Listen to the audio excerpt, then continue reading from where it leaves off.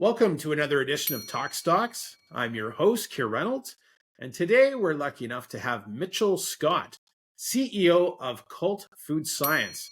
Trades on the CSE with the ticker CULT, C-U-L-T. Hey Mitchell, how you doing today? Good. Yeah, thanks so much for having me on the show. Hey, thank you. Really appreciate it. I've been wanting to have you on for a little while, but some scheduling conflict, a little bit of travel. Your stock's been trading very well. I think I heard about it when you're sort of 5, 6 cents, and you're just under 30 cents, 25, 26 cents here today. So congrats on that movement. Yeah, thank you. Well, before we sort of like dig in and find out who you are and all about the company, maybe we can get our 60-second pitch out of the way. Let's do it. First question: what is the name and stock ticker of your company? Cult Food Science, CSE Cult, Cult F on the OTC. What's the mission and vision for the company? Yeah, so we are pioneering the commercialization of cultivated foods. So we're building and investing in some of the first companies in this new field of cellular agriculture. How many shares are outstanding? Roughly 70 million. What is the insider ownership percentage and how much capital have they invested? Yeah, so insider ownership is probably close to 40% with insiders and then also like very early shareholders who've kind of been there since day one. Myself, I really believe in the company. Took my first 5 months of salary as equity and I put in a bit of cash as well. What is your market cap today? It's different every day. It's currently around 18 million Canadian. It kind of keeps creeping upwards. Are you fully funded for 2024? We are well funded into the fall. What are your short-term catalysts? A couple. One of them is one of our flagship assets, which I think we're going to talk about later, Nucci's, beginning to generate meaningful revenue and see that kind of quarter-over-quarter triple-digit revenue growth. Another is just the industry as a whole. A lot of exciting updates, which I'm happy to share later, and progress, and VC money coming into the space. And then third, one of our product lines is in this FDA approval process. So I think that's another catalyst as well. Excellent. Well, thanks very much for doing that. Let's move on. For those of my viewers that don't know who you are, would you mind sharing a bit about your background and what led you to your current role as CEO of Cult? Yeah, absolutely. So I guess going back, maybe call it 10 years or so, maybe a bit more, is when I first kind of got bitten by the entrepreneurial bug, if you want to call it that. I was in Whistler for the Olympics, started working for a little startup called Snowboard Addiction. They make these freestyle instructional snowboard videos. And that's when I realized that, wow, people, are running businesses, they're doing what they love, and they're building real businesses there. So small team, learned a lot there. From there, I ended up in Japan, semi-randomly. Started as English customer support at this Japanese company that's doing software and games. Ended up kind of working my way up there. By the end of it, I had a team of about 10. I was doing kind of global director of sales and promotion, had really built a large business within that business, and then ended up starting my own company when I was back home for one summer called The Very Good Butchers, which I think we're probably going to talk about later as well. But for me, I think really enjoy building brands, marketing, sales, business development, and having something that you can grow and shape and mold and excite people with. So you mentioned Very Good Butchered, so let's get into that.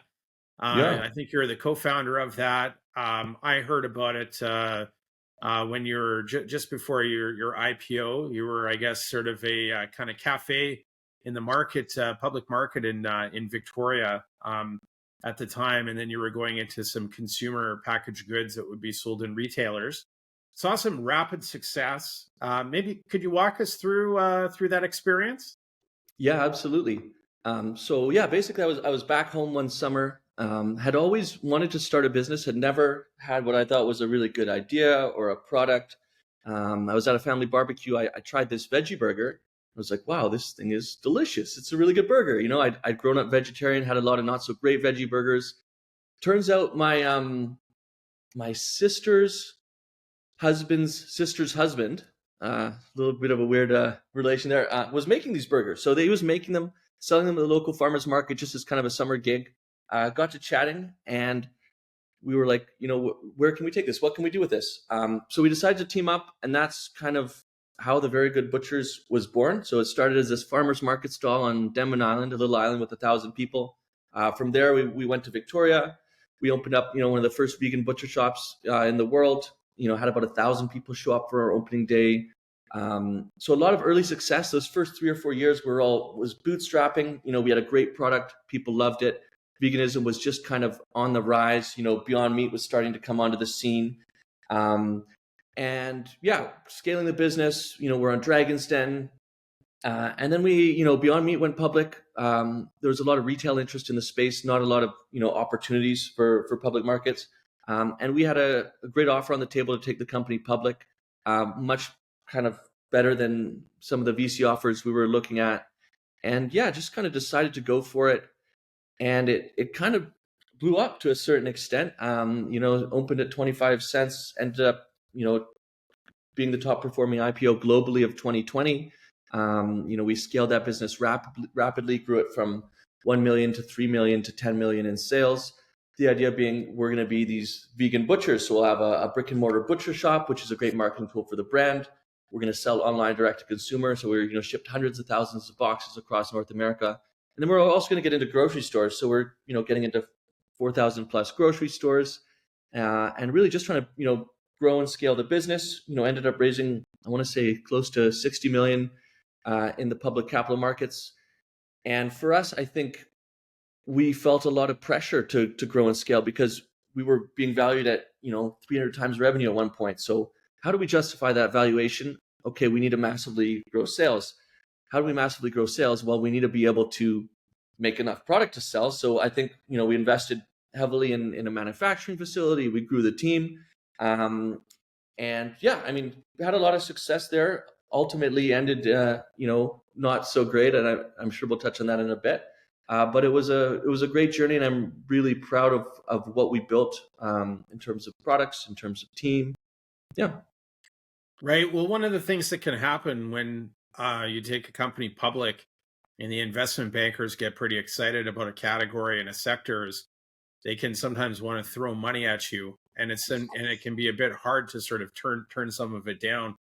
I think you listed at a quarter, and your shares traded to somewhere around $10, if I'm not mistaken. You're worth about 900 million at one point.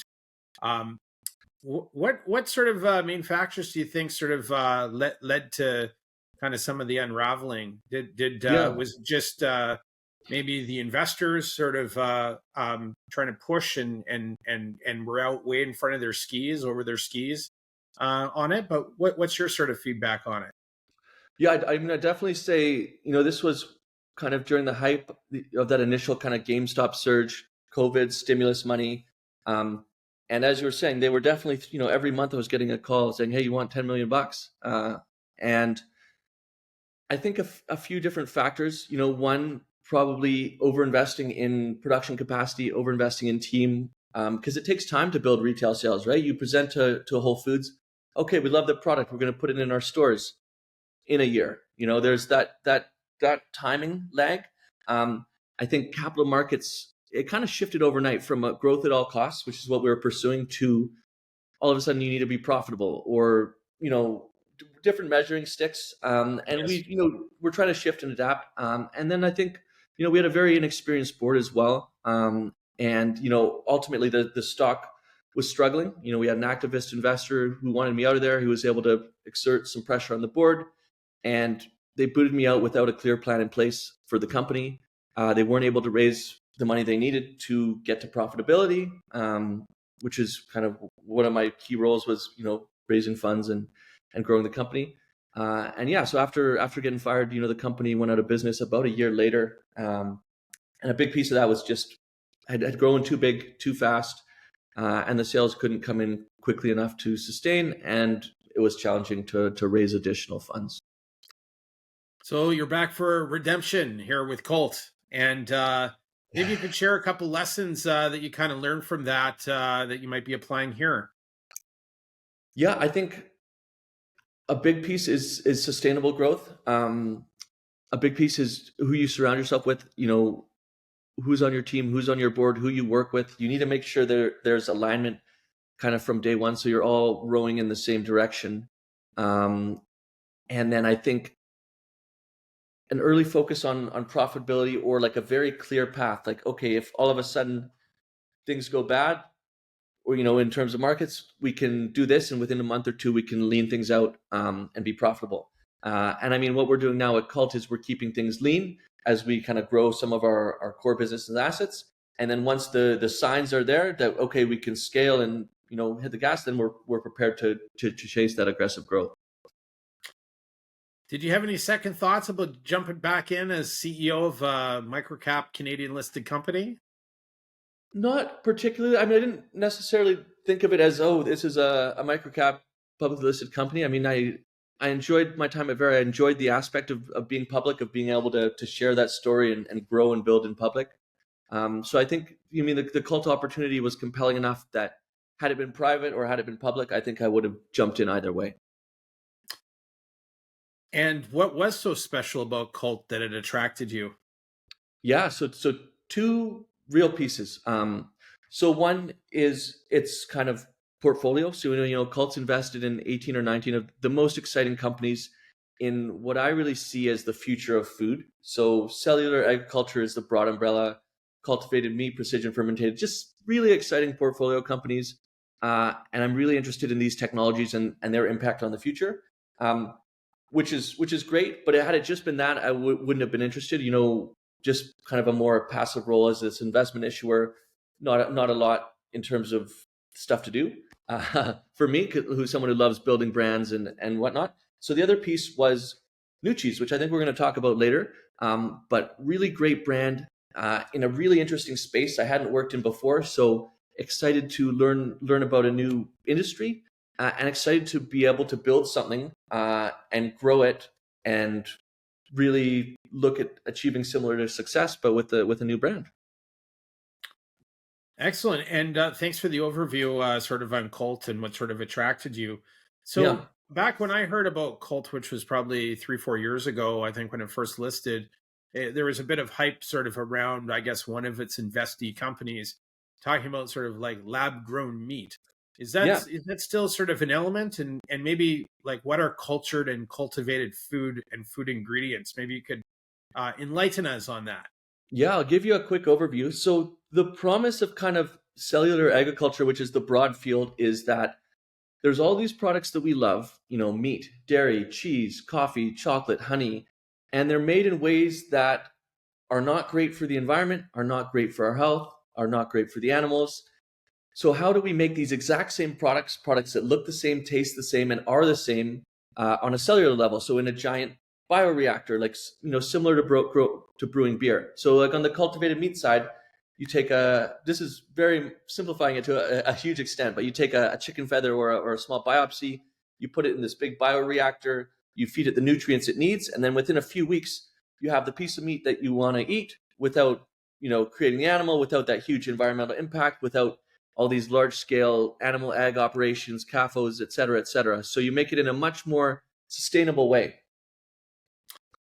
I guess I've heard that those things, the cost is sort of prohibitive. Are the costs starting to sort of come down so it's more on par with the traditional ways of producing these ingredients naturally? Yeah. So I'm going to start on the meat side. So on the meat side, 10 years ago, the first call it lab grown meat burger cost about 400,000 Canadian. That same company, so it's an expensive burger, right? It's like more than a Salt Bay burger. Yeah. So now that same company is making that, a similar burger for just under $20 a burger. So it's not there yet, but I think it's going to be there soon. And once you get to a point where it tastes the same, it looks the same, it's pretty similarly priced, it doesn't have this kind of environmental and factory farming overhang, I think it's going to become very compelling. But then just to kind of zoom out a little bit and look at some of our other portfolio companies and ingredients. So I'm not sure if you've heard about the whole cocoa futures stuff that's been going on over the past 6 months. Chocolate. Cocoa futures, they've been chocolate. It's been skyrocketing because deforestation, climate change, labor issues. Something like 85% of the world's chocolate supply is threatened. So one of our portfolio companies has created chocolate in a lab, and they have a partnership with the second largest chocolate producer in Japan, and they're supplying them with these chocolate flavanols, and it is cheaper than conventionally produced chocolate, made in a much more sustainable way. And they're commercializing this technology and building a real business around it. Same on the honey side. There's another portfolio company we have that's in 75,000 stores in Europe, using their cultivated honey ingredient. So this technology is being commercialized. I think coffee, chocolate, dairy, some of these areas are a bit quicker to move than the meat side. I mean, it takes a lot of work and science to get to that fully structured piece of meat. But you're seeing these technologies be applied and being commercialized and having real kind of businesses built around them. And so you mentioned before you've got investments where I guess you'd have sort of a minority piece and you're an investment company kind of issuer structure. But then do you also have brands where you would consolidate the revenues and you'd own majority of whatever revenue would be obtained from commercialization? Yeah, so we started as an investment issuer, invested very early in these 18 different portfolio companies. Oftentimes we're first check, third check, in that pre-seed round, a minority position, 2 to 8%. Definitely more of a passive investment. We support them where we can, but for the most part, they're building their businesses and growing. And then we realized, like, okay, what are we going to work on next? We don't want to just sit here and wait for these investments to mature. And we saw a really compelling opportunity in the pet food space. So in pet, there's a lot that is going for it. I mean, it's a huge market. I heard the stat the other day, like 6% of global GDP is spent on people's pets, 7% is spent on babies. It might be 5 and 6%, but it's a lot. Yeah, People yeah. spending more and more on their fur babies. They want nice products for them. Margins are also really strong.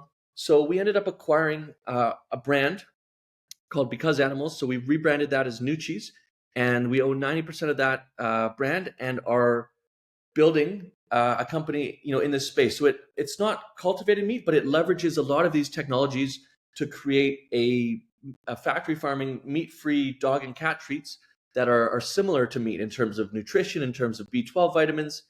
And we've been building that brand for the past 6 to 8 months or so. And the eventual plan is to have the New Cheese brand, have all that revenue as part of Cult. I guess technically it's a portfolio company, but one that we own 90% of. And then looking at opportunities to add other brands as well. And so when you acquired that, was it mostly like sort of a science company where they had a product developed but they didn't have a commercialization strategy, or was it already commercialized and carried in stores? So it was commercialized. They'd actually raised about 10 million in VC funding, had invested a lot of that into R&D, so had great products, a couple patents pending on their formulations, on their processes. It's basically a nutritional yeast that goes through this cultivation process. Brand was selling, had 500 plus 5-star reviews on Amazon. So it was well loved, but there was just a bit of a co-founder split there. So we have acquired the kind of consumer side of the business. And one of the co-founders, Josh, came over to the Cult team at that time. And yeah, he's just developed some incredible products that are getting great reviews and have really strong margins.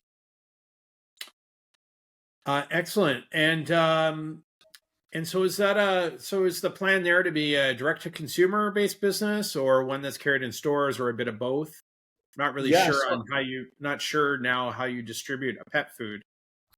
Yeah. So in this day and age, I really think you have to go omni-channel. So early launch, direct to consumer, online, get product out there. As I mentioned before, it takes time to get into retail stores. So we're in 40 plus retail stores currently in California. But the idea is someone sees an ad online, they may purchase online, they may be in their pet store. Oh, that looks familiar. I noticed that brand. Or they're in the pet store. Oh, that's a very cool brand on the shelf. Let me check out their website and buy a big box of treats and whatnot. So right now we have 2 SKUs on the market, dog treats, cat treats, sold in the US, and as of today, sold in Canada as well, online. And, within the next month or so, we'll be rolling out additional SKUs. We'll be expanding onto additional online markets, Amazon, Kroger, etc. But then also getting into more and more retail stores. Excellent. And I see that you announced a brand partnership with Pilot House to grow DTC sales for New Cheese. Mhm. Um, is this a brand that, or is this a sort of, I'm somewhat familiar with their work. They're Yeah. sort of, an ad and sort of scaling business for really growing and amplifying your direct to consumer. Is that a group that you've worked with before? Yeah, so they're a performance marketing agency, so very focused on essentially building D2C businesses. They helped scale Four Sigmatic, worked with a bunch of other great companies. Did work with them on Very as well. I want to say they did the Canadian side of our business. But yeah, they've got a great breadth of experience and are laser focused on not just running a bunch of ads, but actually how do we find customers? How do we get to them to convert? How do we to get them to buy? Let's test a bunch of different angles, creative offers. So really understand what and how to execute on that kind of direct to consumer strategy. In terms of your minority investments, is there any opportunity to perhaps monetize those, like sell them, have them acquired, spin them out? Any sort of opportunity for being able to monetize that and capture some value?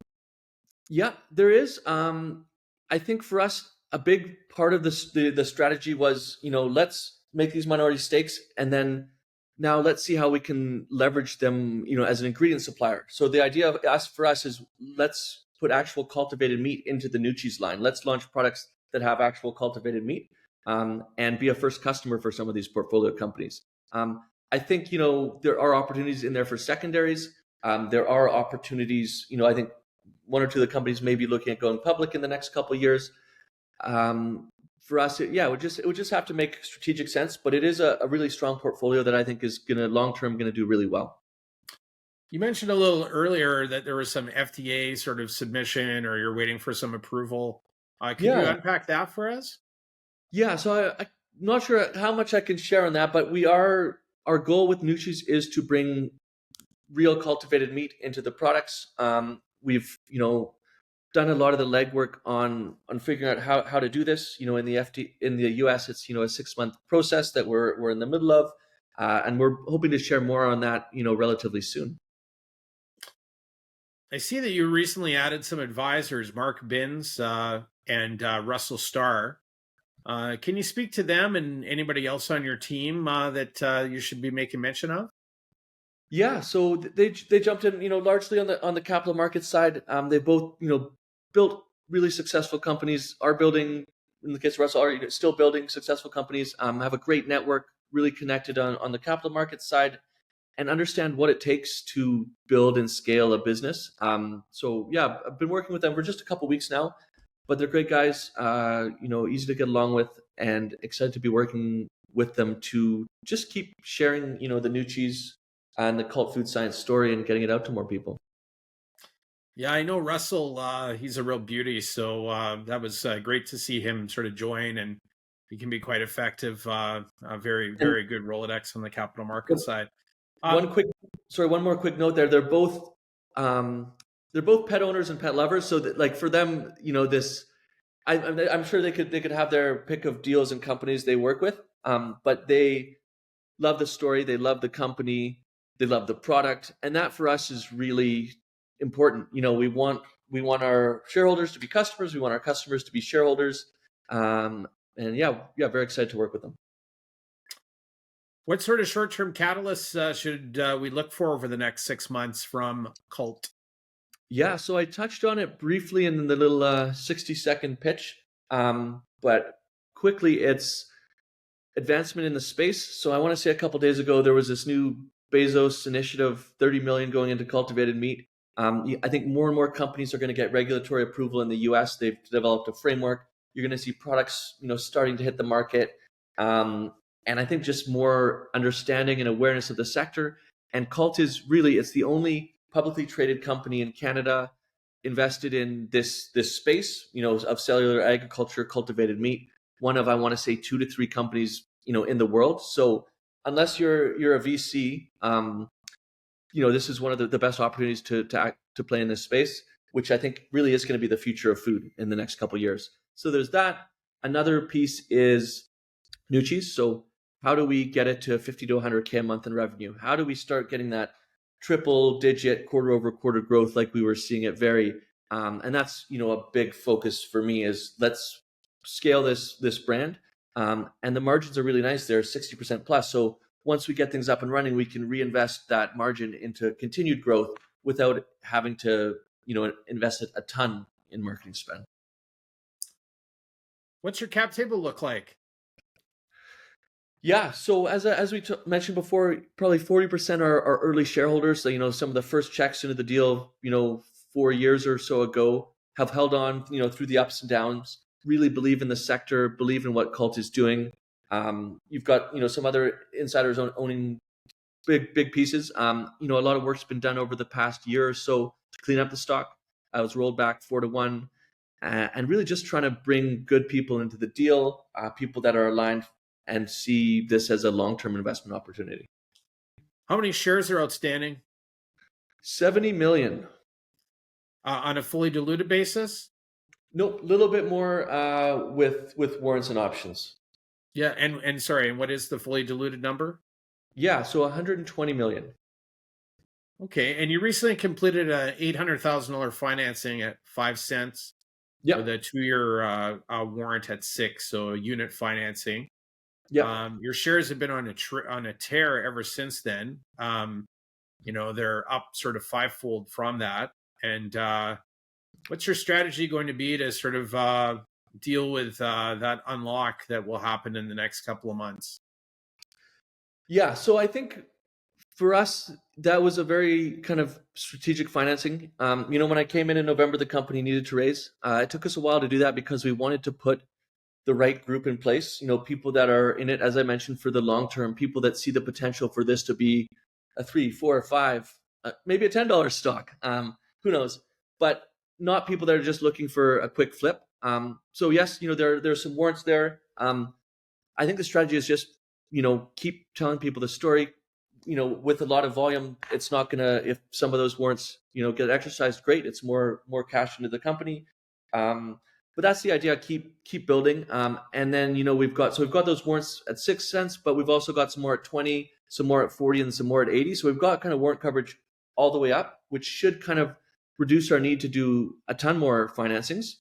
So I'm overall relatively pleased with where this stock has been placed, with the alignment there, and with kind of shareholders wanting to kind of build this and really over a period of a couple years take it to the next level and be one of the leading companies in this exciting new space. What's a typical day look like for you? Good question. I think the thing I love about this CEO role and also being in just a small startup is that it's different every day. Past couple of weeks it's been a lot of storytelling, so sharing the story with brokers, with family offices, with investors. I try and keep a nice split between the kind of capital market side and then the business building side. So if I can keep it 50-50, I'm happy, because there's so much that needs to be done to build the New Cheese asset and some of our that our main portfolio company there. So really it is a mix. Sometimes I'm on great podcasts like this.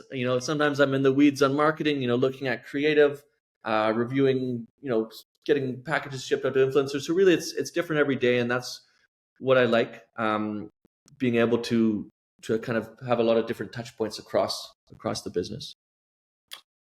Do you think that AI has had any real impact on the direct-to-consumer and influencer business? Good question. I think in ads, you're seeing more and more of it. Even Meta's got, like their algorithm now. I think it's starting to. I think at the end of the day, like our influencer strategy is right now, it's targeted at the micro influencers. So we're seeding a ton of product to people with followings between 1,000 and 20,000. So they're, in exchange for a product, they're doing a little video or a picture or whatnot, and then we're repurposing that content on our ads. But you are seeing more and more of it. It's kind of more in the background powering a lot of these systems and ad algorithms and recommendations. Yeah. So we're not going to see an AI dog influencer? Ooh, yeah. You never know. A mascot. I think for us, it's we're already pretty high tech just in terms of the product and the food side of Sure. it. So that might be a bit too much, but you never know. What are you most excited about if we look ahead? Yeah. So for me, a couple things, and I think I touched on them. Just the industry to advance, for products to be commercialized in the space, and this is one of the reasons we're doing what we're doing. Is we want to bring more products to market leveraging these technologies. We want to, you know, be our first customer for our portfolio companies, help support them build their businesses, and launch some of the first products in the space. So that those are the two big things: the industry as a whole growing and be kind of having its moment in the sun. I mean, you saw similar things in plant-based, crypto, a number of different industries, but I really think that this is a long-term trend that's going to reshape our food system and is going to kind of come more and more into the consciousness. And then second is to really get into the weeds on Nucci's and build it and scale it into, a big leading brand in the pet food space. So those are the things you're excited about. Now, is there anything that's keeping you up at night? Uh, Nothing major. I mean, I think markets can always be fickle, and that's something I learned, at Very. I think prior to that, I'd lived through a market downturn, but I hadn't been really paying attention to the market. So in whatever 08, 09, I just, newspaper says stocks are down, okay, whatever. But having then lived through that kind of plant-based crash when, even like Beyond Meat went from $260 a share to like 6 or 7. Um, Yes. yeah, but I mean, now I feel like, where Cult is, we're still in a bit of a down market for micro cap, small cap Canadian stocks for food tech in general. And I feel like even in this down market, we're able to grow, to build, to have a compelling story, to get people interested and excited. So for me, like if we can execute in this type of a market, I feel really confident. Yeah, I was going to ask you about the Canadian CPG environment. It's been one of the hardest sectors I've seen in the last couple of years. Almost no capital, no access to capital, and everybody wants you to be profitable. I Yeah. would say Very did a very good job of opening up the window for those types of businesses Hmm. that traditionally hadn't really been all that exciting for public markets. And then of course with some of the challenges after your departure, and also challenges elsewhere. Hmm. This pivot from grow at all costs to profitability. It definitely closed the window for a lot of that. What are your thoughts? Are you starting to see them open up again? What are your thoughts on the sector? Yeah. So, I mean, I think traditionally it's a sector that was invested in by angel investors. If they get to a certain stage, VC, like the traditional route is you raise some friends and family money, you get to a Series A, VC, and then 5 or 10 years down the line, maybe you go public, maybe there's an acquisition, by a large food company, you get swallowed up. So I think to a certain extent we pioneered a different route to market, and we're able to tap into the capital markets. I think it has been challenging the past few years on both sides of the spectrum. Like, the VC money has dried up as well for food tech, for CPG. So it's been challenging all around. I mean, I do see signs of life, and I'm hopeful that moving forward things will start to open up a little bit. And that's one of the reasons I think I'm so excited to be in the pet food industry, is just like almost in terms of margin strength, like quite double what we were looking at, at Very. So there's a lot more to work with when you have those strong margins, and your capital can go a lot further. So I think there's definitely still opportunities in CPG. I think you got to be really careful and strategic with how you design your businesses, and make sure that before you throw money and start to scale and build, you have that demand signal. You have something that customers want, and are pulling and demanding. And then once you have that demand signal, how do you ramp and scale, but either in a way that's profitable or in a way where you can pivot to profitability, relatively quickly. Great. Any final thoughts as we wrap up here?